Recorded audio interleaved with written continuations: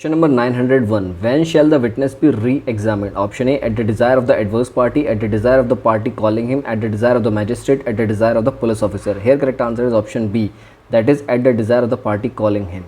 Question number 902. Re-examination of a witness can be for the purpose of filling what is left over in examination in chief. Option B, can be for the purpose of explaining the matters referred to in cross-examination, can be for the purpose of explaining the matters referred to in the examination in chief, and option D, all of the above. Here correct answer is option B, that is can be for the purpose of explaining the matters referred to in cross-examination. Question number 903.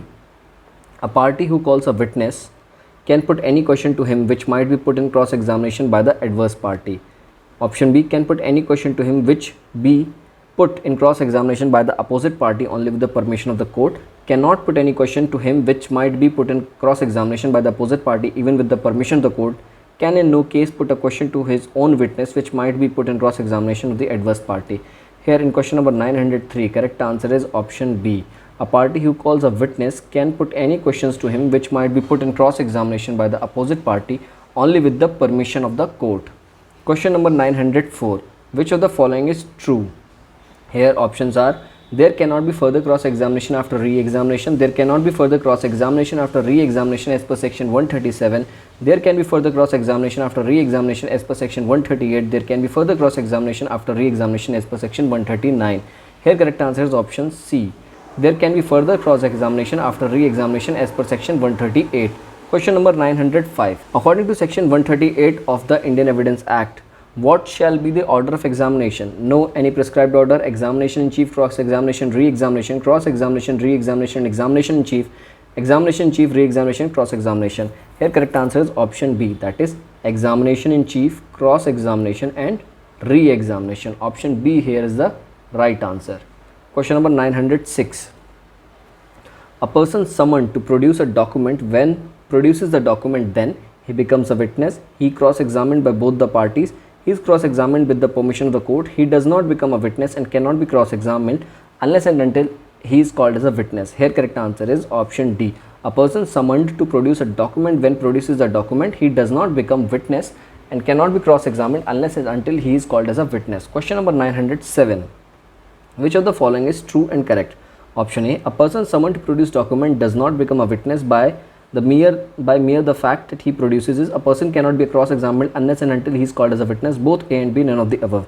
Here correct answer is option C, that is both A and B. Question number 908. What is not true? Options are: witness may be cross-examined as to the previous statement in writing, leading questions may be asked in cross-examination, persons called to produce document can be cross-examined. This is not true, so option C is the right answer. Question number 909. Which of the following sections of the Indian Evidence Act provisions regarding cross-examination of a witness to character? Correct answer is option A, that is section 140. Question number 910. What is the correct order of examination of witness? Here options are: cross-examination, examination in chief, re-examination. Option B, examination in chief, re-examination, cross-examination. C, examination in chief, cross-examination, re-examination. Here the correct order of the examination of a witness is asked, so option C here is the right answer. Examination in chief, cross-examination and re-examination is the correct order of examination of a witness. Question number 911. Which statement is incorrect? Option A. In cross-examination, a witness may be asked questions which tend to discover what is his position in life. Option B. In cross-examination, a witness may be asked questions which tend to test his veracity. Witness to character shall not be re-examined. In cross-examination, a witness may be asked questions which tend to discover who he is. Correct answer here is option C. Witness to character shall not be re-examined is incorrect. Question number 912. Which one of the following is the correct statement relating to cross-examination? Witness to character may be cross-examined. Leading questions cannot be asked in cross-examination. A person summoned to produce a document can be re-examined. A person summoned to produce a document can be cross-examined. Option D. A witness may not be cross-examined as to previous statement made by him in writing. In question number 912, correct answer is option A, that is witness to character may be cross-examined. Question number 914. What do you understand by the term leading question? Option A. Question suggesting the answer which person putting it wishes to expects to receive. A question asked to contradict the witness's previous writing, a question asked with reasonable ground, a question asked with a view to check the veracity of a witness. Here correct answer is option A. Leading question is related to question suggesting the answer which person putting it wishes or expects to receive. Question number 915. Any question suggesting the answer which the person putting it wishes or expect to receive is called, here correct answer is option D, that is leading question. Leading question can be asked during examination in chief, cross-examination, re-examination, all of the above. Correct answer here is option B, that is cross-examination. Leading questions can be asked during cross-examination. Question number 917. Which of the following statement is correct? Leading questions may be freely asked in examination in chief of a witness. Leading question may be freely asked in cross-examination. Leading question may be freely asked in re-examination. Leading questions may not be put to a witness of tender ears. Here correct answer is option B. Leading questions may be freely asked in cross-examination. Question number 918. Leading question may be asked in examination in chief. Here correct answer is option A and B, that is with permission of the court as to matters which are introductory, if in the opinion of the court matter involved has been already sufficiently proved. Here option D is the correct answer. Question number 919. During examination in chief or re-examination, leading questions cannot be asked under any circumstances. Leading questions on certain matters can be asked without the permission of the court as a matter of right. Leading questions on a certain matter can be asked only with the permission of the court, and option D only A and not B or C. In question number 919, correct answer is option C. Leading question on certain matter can be asked only with the permission of the court. Question number 920. Who can prosecution be allowed to ask leading question to its own witness? In examination chief, in re-examination, when the witness is declared hostile, in all circumstances. Correct answer here is option C. When the witness is declared hostile. When can prosecution be allowed to ask leading question to its own witness? When the witness is declared hostile. Question number 921. Under which of the following conditions leading question may be asked during examination in chief with the permission of the court? Option A.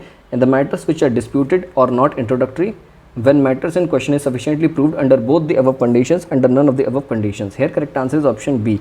When the matter in question is sufficiently proved. Question number 922. Which one of the following is not correctly matched? Opinion of experts, section 45 of the Evidence Act is correctly matched. Secondary evidence, section 62 of the Evidence Act is not correctly matched. Leading question, section 141 of the Evidence Act is correctly matched, and number of witnesses, section 134 of Evidence Act is correctly matched. So here incorrect question is asked, so option B is the correct answer. Question number 923. Documents which are meant for cross-examination of a witness of the other party or meant for refreshing of memory of a witness may be produced at any time when they are required. Option C is the right answer. Question number 924. Under section 145 of the Indian Evidence Act, a witness may be contradicted as to his previous statement in writing without drawing his attention to the previous writing, after drawing his attention to the previous writing, without drawing or after drawing his attention to the previous writing, none of the above. Here correct answer is option B, after drawing his attention to the previous writing. Under section 145 of the Indian Evidence Act, a witness may be contradicted as to his previous statement in writing after drawing his attention to the previous writing. Question number 925. Under section 145 of the Evidence Act, a witness may be cross-examined as to previous statement in writing. Here correct answer is option A, that is without proving the same and without showing the same to the witness. Question number 926. Which one of the following sections of the Indian Evidence Act provides questions lawful in cross-examination to be asked? Here correct answer is option A, that is section 146. Question number 927. Under section 146 of the Evidence Act, a witness could be asked questions during the cross-examination. Here correct answer is to test his veracity is correct, to discover who he is and what his position in life is correct, to shake his credit by injuring his character, and all of these. Here correct answer is option D, that is all of these. Under section 146 of the Evidence Act, a witness could be asked questions during cross-examination. Option D here is the right answer. Question number 928. In prosecution for an offence under section 376 of IPC, where the question of consent is an issue, it shall not be permissible to adduce evidence or to put questions in the cross-examination of the victim as to the general immoral character or previous sexual experience of such victim with any person for proving such consent, or the quality of consent is provided in which section of the Indian Evidence Act. Here correct answer is option B, that is section 146. Question number 929. Which of the following section of the Indian Evidence Act has been amended by the Criminal Law Amendment Act 2018? Correct answer is option A, that is section 146. Question number 930. the previous sexual experiences of a prosecutrix in a case of rape where the questions of consent is an issue. Option B is it is irrelevant. Question number 931. Which one of the following provisions of the Indian Evidence Act 1872 has been amended by the Criminal Law Amendment Act 2013? Correct answer is option B, that is section 146 of the Indian Evidence Act. Question number 932. Under proviso of section 146 clause 3 of the Evidence Act, in a prosecution for rape, in cross-examination, the prosecutrix, option B, cannot be put questions as to her general immoral character. Here C is the correct answer. Question number 933. For deciding whether or not a witness shall be compelled to answer questions, the court shall have regard to the considerations which include as to whether such questions are: option A, proper if the truth of imputation conveyed thereby would seriously affect the opinion of the court as to the credibility of the witness on the subject matter of his deposition. Option B, improper if the truth of imputation conveyed thereby would affect in a slight degree of the opinion of the court as to the credibility of the witness on the subject of his disposition. Both A and B. Here correct answer is option C, that is both A and B. Question number 934. The judge's power to put question or order production of documents does not include authorization to: option A, compel witness to answer any question which such witness is entitled to refuse to answer if the question were asked by the adverse party; to ask a question which would be proper for any other person to ask; to elicit clarity on a point. None of these. Here correct answer is option A, that is to compel a witness to answer any question which such witness is entitled to refuse to answer if the questions were asked by the adverse party. Question number 935. Under Indian Evidence Act 1872, questions relating to a matter not relevant to the suit or proceedings may be asked for. Here correct answer is option C, that is section 148 of the Indian Evidence Act. Question number 936. A barrister is instructed by an attorney or a vakil that an important witness is a dacoit. There is a reasonable ground for asking the witness whether he is a dacoit. This illustration is based on which of the following sections of the Indian Evidence Act? Here correct answer is option A, that is section 149 of the Indian Evidence Act. Question number 937. In which of the following circumstances are there no reasonable grounds for putting questions to the witness? Option A, a barrister told by a solicitor that an important witness is dacoit. The barrister asks the questions, are you a dacoit? Option B, an advocate is informed by a person in the court that an important witness is a dacoit. The informant, on being questioned by the advocate, gives satisfactory reasons for his statement. The advocate asks this question, are you a dacoit? The witness by whom nothing whatever is known is asked for random whether he is a dacoit. Witness of whom nothing whatever is known, on being questioned as to the mode of life and means of living, gives unsatisfactory answer. The witness is asked, are you a dacoit? In question number 937, correct answer is option C. A witness whom nothing whatever is known is asked at random whether he is a dacoit. Question number 938. Indecent and scandalous questions may be forbidden by the court under section 151 of the Indian Evidence Act. Question number 939. Which of the following questions shall not be asked in examining a witness? Only that which is intended to insult, only that which is intended to annoy, only that which appears to the court needlessly offensive. Here option D is the correct answer, that is all of these. Question number 940. Questions intended to insult or annoy may be asked to a witness during. Here correct answer is option D, that is none of these. Question number 941. Under Indian Evidence Act 1872, the court may permit such question which regards indecent or scandalous if they relate to facts and issue. Option A here is the right answer. Question number 942. A witness is asked whether he was not dismissed from a past for dishonesty. He denies it. Evidence is offered to show that he was dismissed for dishonesty. Here correct answer is option C. The evidence is not admissible. Question number 943. The provision relating to hostile witness is provided in section 154 of the Evidence Act. Option A is the right answer. Question number 944. Which section of the Indian Evidence Act was amended by the Criminal Law Amendment Act 2005? Correct answer here is option D, that is section 154. Question number 945. Hostile witness is dealt in Indian Evidence Act under. Here correct answer is option A, that is section 154. Question number 946. Under Indian Evidence Act 1872, the statement of hostile witness is irrelevant, can be acted upon, cannot be acted upon, has no evidentiary value. Here correct answer is option B, can be acted upon. Question number 947. Under Indian Evidence Act 1872, evidence of hostile witness cannot be taken into consideration for any purpose. It cannot be relied on by the prosecution. It can be relied only by the defense. It can be relied on by the prosecution as well as the defense. Here correct answer is option D. It can be relied on by the prosecution as well as the defense. Question number 948. A party can ask question to his own witness under which section of the Indian Evidence Act 1872? Here correct answer is option B, that is section 154 of Indian Evidence Act. Question number 949. During examination in chief of a case under section 325 of IPC, the victim denies the prosecuting case. Under what provision of Indian Evidence Act the victim may be asked leading questions by the public prosecutor?